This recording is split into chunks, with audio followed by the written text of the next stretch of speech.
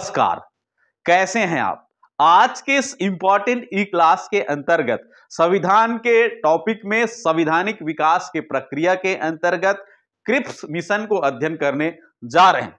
पिछले टॉपिक के अंतर्गत संवैधानिक विकास की प्रक्रिया में हमने भारत शासन अधिनियम 1935 के प्रावधानों के आधार पर 1937 के आम चुनावों का विश्लेषण किए। आशा करता हूं वह टॉपिक आपको अच्छे से समझ में आया होगा और आगे आज बढ़ते हुए संवैधानिक विकास की प्रक्रिया को और आगे बढ़ाते हुए आज हम पढ़ेंगे क्रिप्स मिशन। Cripps mission 1942। इससे पहले अंग्रेजों ने अगस्त प्रस्ताव की घोषणा किया था 1940। अगस्त प्रस्ताव में डोमिनियन स्टेट की बात कही थी, लेकिन किसी भी प्रकार का उत्तरदायी शासन के बारे में कोई जिक्र नहीं था। कांग्रेस ने सिरे से खारिज कर दिया, अगस्त प्रस्ताव को नकार दिया, क्योंकि कांग्रेस 1929 से पूर्ण स्वराज की बात उठा रही थी। पूर्ण स्वराज की घोषणा कर चुके थे लाहौर अधिवेशन 1929 में जवाहरलाल नेहरू के द्वारा। तो डोमिनियन स्टेट अब नहीं चलेगी, औपनिवेशिक राज्य कोई मानने वाला नहीं, हमको पूर्ण स्वराज चाहिए। दूसरी बात थी, अगस्त प्रस्ताव में तो उत्तरदायी शासन नहीं था, लेकिन 1942 के जो क्रिप्स मिशन थी उसमें उत्तरदायी शासन की बात हुई थी। ये पॉजिटिव बात थी, इसमें उत्तरदायी शासन की बात कही थी कि युद्ध के उपरांत एक उत्तरदायी शासन की निर्माण या घोषणा की जाएगी भारतीयों के लिए, लेकिन डोमिनियन स्टेट ही बने रहेगी। अब यहां पर पूर्ण स्वराज की तो बात नहीं है, उत्तरदायी शासन की बात थी। दूसरा पॉइंट देखते हैं, भारतीय संघ का निर्माण ब्रिटिश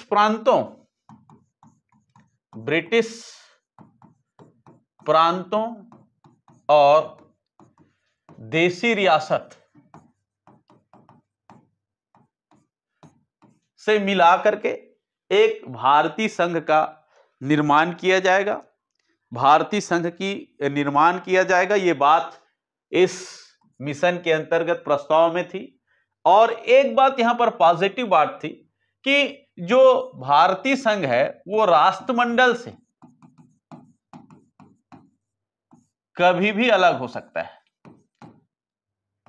अलग होने की छूट दी थी, ये पॉजिटिव बात।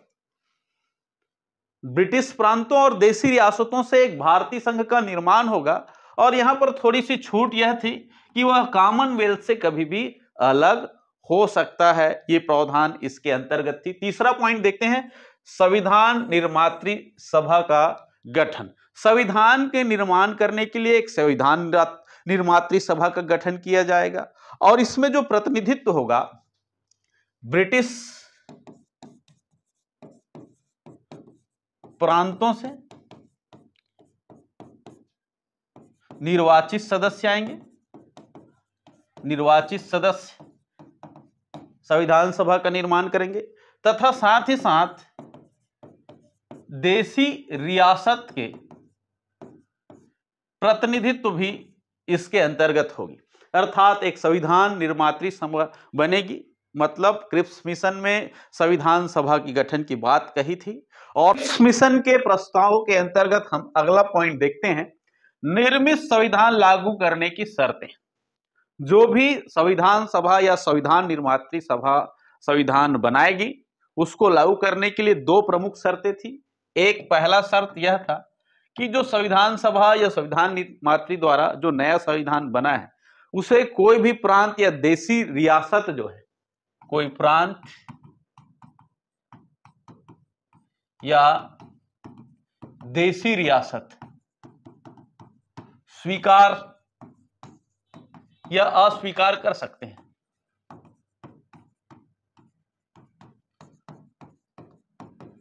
पूर्ण स्वतंत्रता थी, पूर्ण स्वतंत्रता प्रदान किया गया था। पूर्ण स्वतंत्रता था कि जो भी संविधान बना है उसे कोई भी देशी रियासत या प्रांत क्या कर सकता है, मानने पर बाध्य नहीं थी। या तो वह सरलता से मान सकता है या इसे अस्वीकार कर सकती है। इसमें ब्रिटिश सरकार जो है हस्तक्षेप नहीं करेगी, ये प्रावधान शर्तों के तहत थी।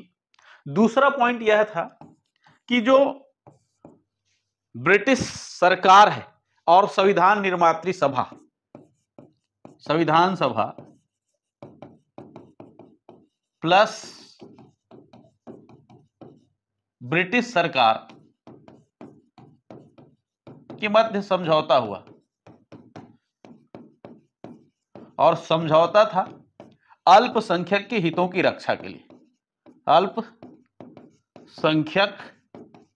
वर्गों की हितों की रक्षा के लिए, अल्पसंख्यक की सुरक्षा, अल्पसंख्यक की प्रतिनिधित्व तथा विकास जैसे मुद्दों के लोग लेकर के संविधान सभा और ब्रिटिश सरकार के बीच समझौता हुआ था। उनके हितों को ध्यान में रखी जाएगी, ये दो प्रमुख शर्तें थी।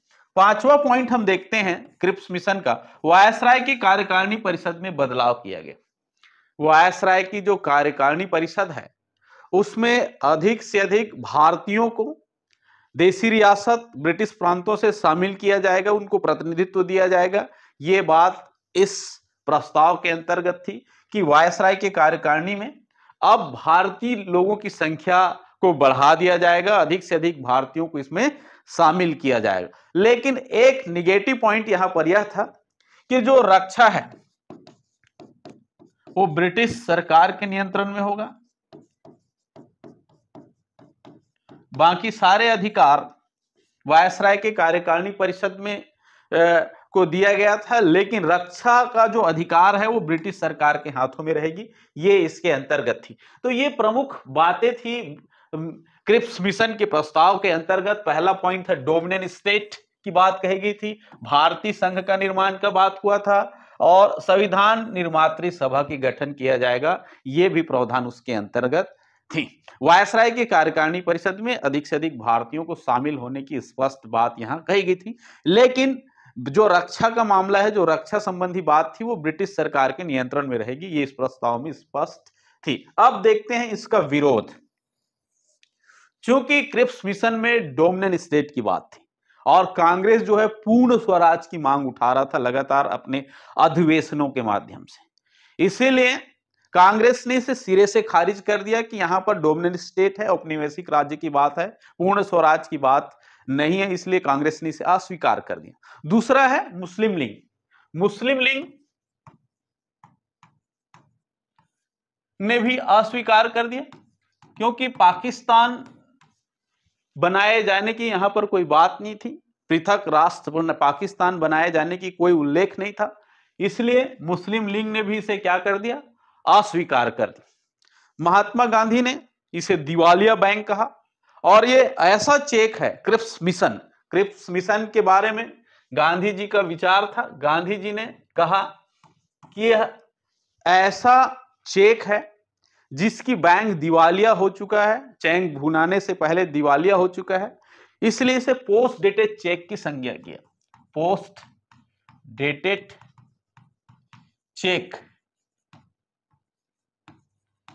किसे, क्रिप्स मिशन को पोस्ट डेटेड चेक किसने कहा, गांधी जी ने कहा। यह एक ऐसा चेक है जिसकी बैंक दिवालिया हो चुका है, क्रिप्स मिशन के बारे में गांधी जी का विचार था। इस प्रकार से क्रिप्स मिशन जो है असफल हो गया, और आगे संवैधानिक विकास के तहत ब्रिटिश सरकार ने अंततः कैबिनेट मिशन प्लान जो है 1946 में भेजा, जिसे हम अगले टॉपिक में बहुत अच्छे ढंग से अध्ययन करेंगे। आज का टॉपिक हम यहीं तक समाप्त करते हैं, और इसे दोहराकर आप जरूर पढ़ें, अच्छे से समझ में आएगा। जय हिंद, जय भारत।